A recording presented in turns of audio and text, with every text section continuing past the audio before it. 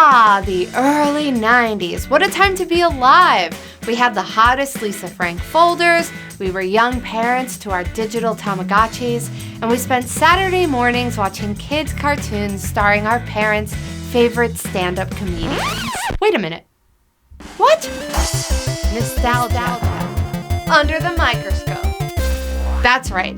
With the early 90s came the bizarre fad of famous stand-up comedians who weren't necessarily kid-friendly getting greenlit for their very own Saturday morning cartoons.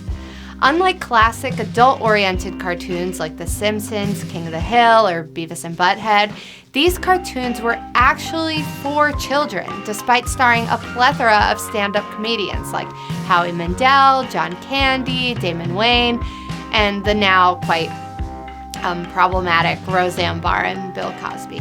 Oops. Virtually every future kids cartoon based on stand-up comedians' real lives was almost certainly inspired by Bill Cosby's Fat Albert. Don't shoot me, I'm just the messenger. It's true. Fat Albert first aired in the 70s, lasted well into the 80s, and followed a group of kids living in an inner-city neighborhood in northern Philadelphia. The show's host, Bill, was loosely based on Cosby's teenage self. The show also incorporated Cosby through live-action openings of him singing and playing along to the theme song, and sometimes introducing episodes with small bits of dialogue. The show used the light-hearted and earnest friendships of the kids to teach various lessons about serious topics, including poverty, racism, and child abuse. He probably should have had more segments on how not to drug people. Simple, huh? And so tons of shows ripped off the Fat Albert style of storytelling, using comedians' direct memories or point of view to create a children's show tied to their own experiences. Let me try to timeline them for you.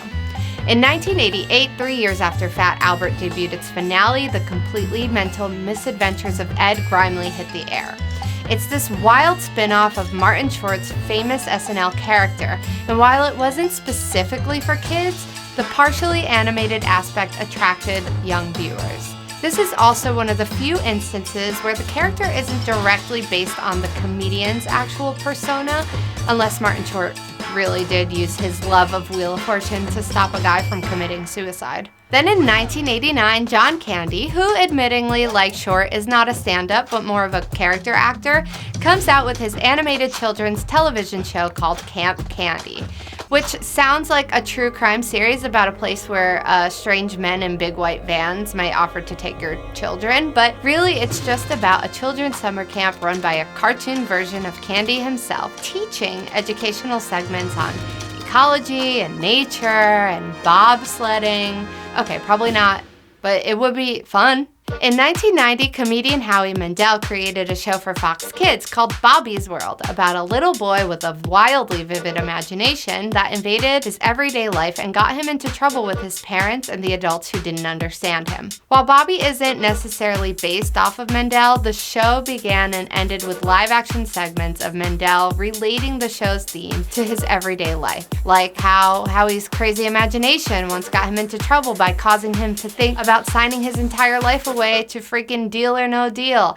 That same year, Rick Moranis debuted his children's cartoon, Gravedale High, short for Rick Moranis and Gravedale High, produced by NBC.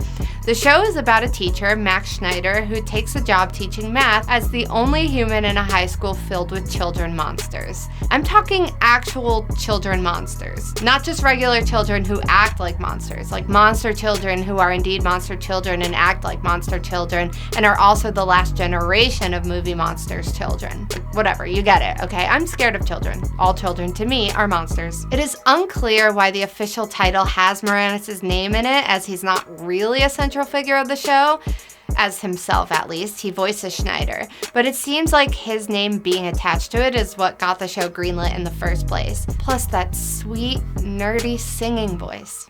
Suddenly see more. I can't get enough.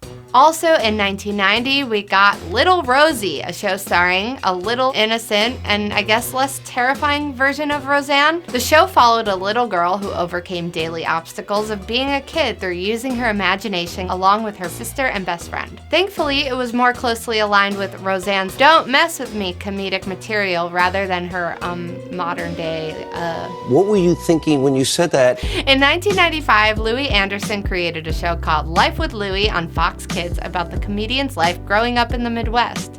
The show depicts him as a young, impressionable, and intelligent young boy who uses his humor to cope with difficult situations like having to live in the Midwest and owning dogs, I think. In 1998, the show Waynehead was released. It followed a young boy with a club foot growing up in a struggling neighborhood in Chelsea, New York. While loosely based on Damon's life, the main character's name is so dramatically altered you would never know. See, his real name is Damon, but the boy's name is Damie, and Damon's last name is Wayne, but Damie's last name is Waynehead. He had us all fooled for years. I like the way you say my name. Then, in a surprise twist in 1991, Rodney Dangerfield even had his own children's movie that he wrote and starred in called Rover Dangerfield, where he plays a dog, you see what he did there, who had been abandoned in the Hoover Dam by his owner, who was a showgirl. I love my life in Las Vegas. And the adventures he has trying to find success in the business himself. I'm on a farm. I think I'll change my name to Jethro. Oh my God, I hope that's not the end of Rover Dangerfield. This wild fad of comics making children's shows lasted well into the 90s, but why? Were they all insanely successful and made billions of dollars? Well, kind of. They had roughly a 50-50 success rate, with only a few lasting more than one season. Little Rosey only made it 13 episodes and culminated in an animated special called The Rosey and Buddy Show, where the characters essentially complained about how the meddling executives constantly wanted to change their show. I love tracking down the birth of resentment. It's important for healing. I mean, come on. Were we wrong for not liking Roseanne but little? She wasn't necessarily written any more charming just because she was playing a younger version of herself. Even her food in her fridge was scared of her, and that was written in. Waynehead only lasted one season because, according to Warner Brothers, the show wasn't black enough or funny enough, which is extremely icky to repeat out loud, and understandingly caused the public back and forth tiff between the Wayans and Warner Brothers, which eventually culminated in Warner admitting that they didn't get the ratings they were looking for. Just say that, Warner Brothers, I'm cringing for you. Even Rick Moranis' show Gravedale High, arguably the most on-brand comedian to get a children's show in the first place, only got 13 episodes. And yet, the thing is, we now know him as a kid-friendly comedian, but he got his start doing comedy hours on Canadian radio stations, eventually joining SCTV, where he was known for his impressions of Woody Allen, Merv Griffin, and more. However short-lived Gravedale High was, it was a clear launching pad for Moranis' successful career in later iconic roles in Ghostbusters and Honey, I Shrunk the Kids, and that Mint commercial after taking 20 years off. So why? This impossible miracle of modern television is basically the culmination of three things blowing up all at the same time: stand-up comedy, cartoons, and shows based around individual comedians' personalities. In 1986, Ted Turner acquired most of MGM's company, including the cartoon library full of classics like Looney Tunes and Popeye. To get the most of their investment, in 1982, they decided to launch the first ever 24/7 Cartoon Network. And they decided to call it the Cartoon Network. Good job, guys. It makes sense. But 168 hours is a lot of hours, and reruns get old quick, so they immediately had lots of open space for new programming. While many of these shows didn't start on Cartoon Network, many of the successful ones eventually moved there. So that's the business side. The 80s particularly wasn't necessarily a golden age for animated series, with most content aimed at children being glorified commercials for new toys. Then The Simpsons hit in 1987 alongside incredible animated movies made for children such as The Land Before Time and The American Tail that were massive successes. These proved the viability of animation and contributed to the spike in kid-centered animated series. All this went hand in hand with the golden age of stand-up comedy, with comedian-centered sitcoms such as Seinfeld, Everybody Loves Raymond, Roseanne, Ellen, Gary Shandling Show, just to name a few, starting a TV trend of capitalizing off the comedian's individual brand, which might as well also be moved to the animated series. While it's not unusual these days to have comedians that are frequently featured as voices in cartoons and movies for children and adults alike, the fad of stand-up comedians creating their own cartoons for children seems to have died down.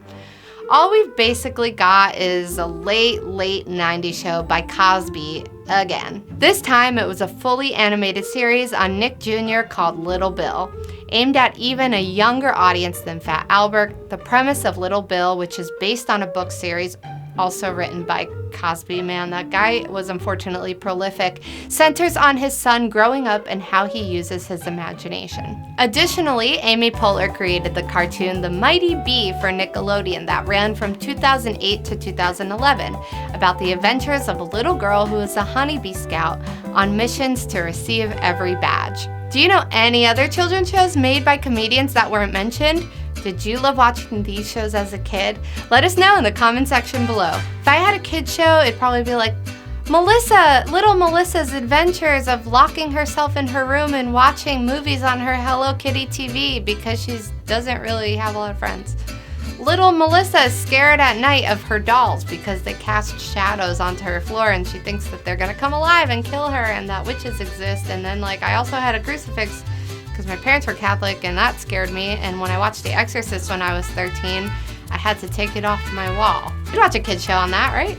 A kid's show about little Melissa getting her period for the first time in her cute new Aeropostale white bathing suit with little hearts in a pool party. We'd watch that, right kids?